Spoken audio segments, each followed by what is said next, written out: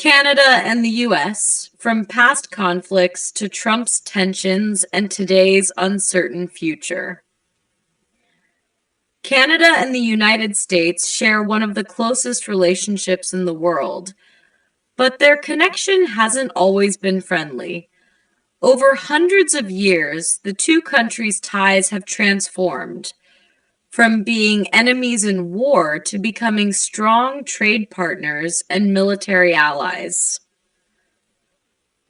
Before the U.S. even existed, the land now known as Canada was mostly under French control, while Britain ruled over the American colonies.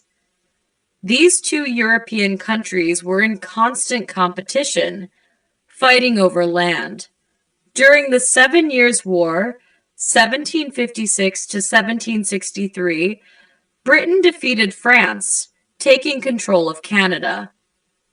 As a result, after the American Revolution, 1775 to 1783, many Loyalists, or Americans who remained loyal to the British King during the Revolution, moved to Canada, further strengthening its British ties.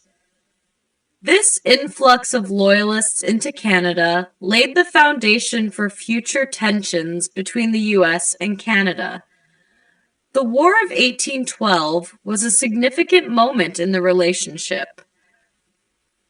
The U.S. tried to take control of Canada, hoping to annex it, meaning to add it as a part of the U.S. But the Canadians fought back, and most sided with Britain.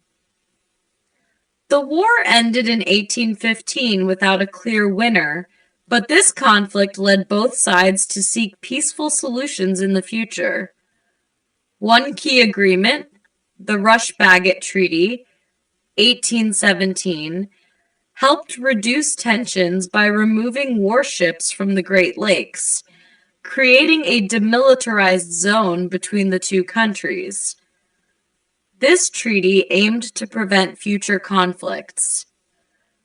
Later, the Oregon Treaty, 1846, settled the border dispute in the West, and the Reciprocity Treaty, 1854 to 1866, allowed free trade between the U.S. and Canada, though it was eventually canceled due to growing tensions.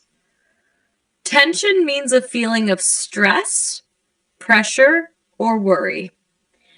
In 1867, Canada achieved confederation, meaning different provinces came together to form one united country.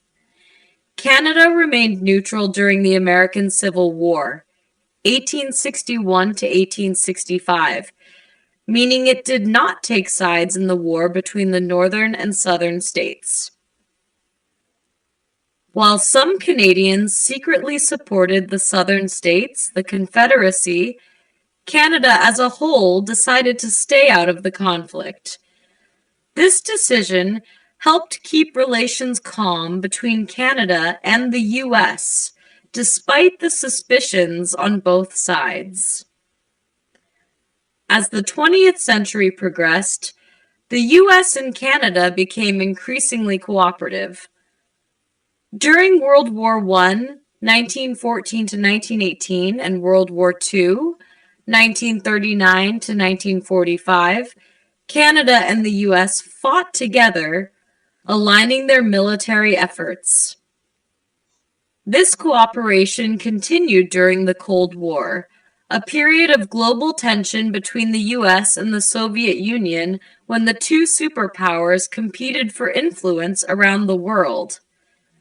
In 1958, Canada and the U.S. established NORAD, North American Aerospace Defense Command, a military partnership to protect North America from air attacks. This agreement strengthened their defense relationship during the Cold War and beyond. At the same time, trade between the two countries grew significantly. In 1965, the Auto Pact was signed, allowing car manufacturers in both countries to sell cars across the border more easily. Later, in 1994, Canada and the U.S., along with Mexico, signed the North American Free Trade Agreement, NAFTA, which allowed for even more trade between the three countries. However, trade disputes did arise. For example, disagreements over softwood lumber, which is wood used for building, and agricultural products became points of tension. After the 9/11 attacks in 2001, the U.S. increased border security, making it harder for people and goods to cross into the country. This decision to tighten border controls slowed down trade and travel, causing friction between the two countries. Friction means disagreement or tension between people or groups of people.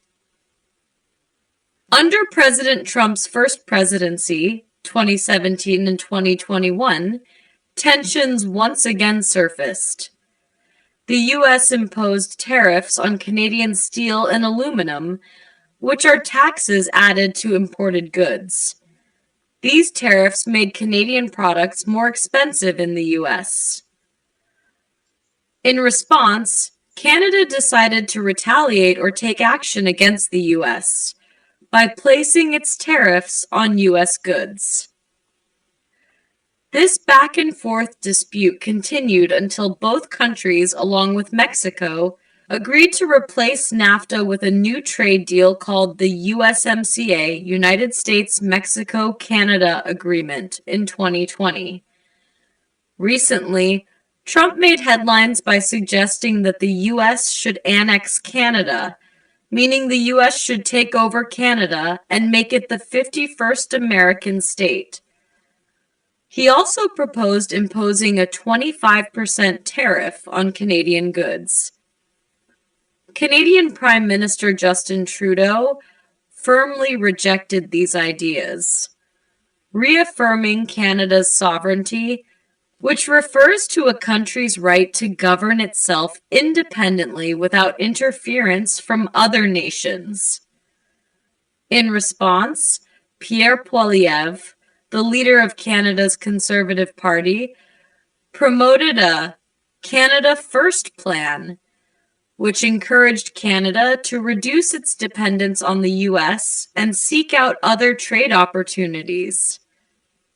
Since about 80% of Canada's exports go to the U.S., this reliance on one country for trade is risky, which makes diversification or the process of expanding trade to other countries an important goal for Canada.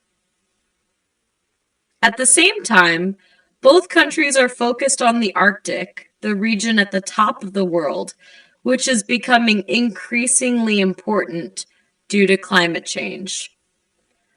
As the ice melts, new trade routes and valuable resources are becoming accessible. Both Canada and the U.S. want to ensure that other countries like Russia and China don't take control of the area.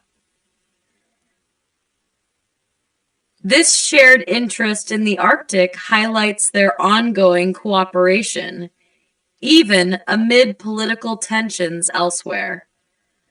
Despite occasional disagreements, the U.S. and Canada still have the largest bilateral trade relationship in the world, valued at over $700 billion annually.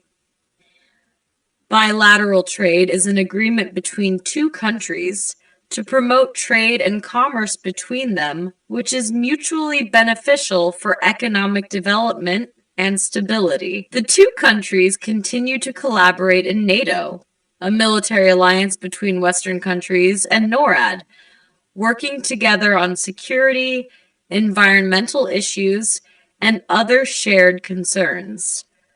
While their relationship has had its ups and downs, their deep connections, rooted in trade, defense, and history, remain a strong foundation for the future.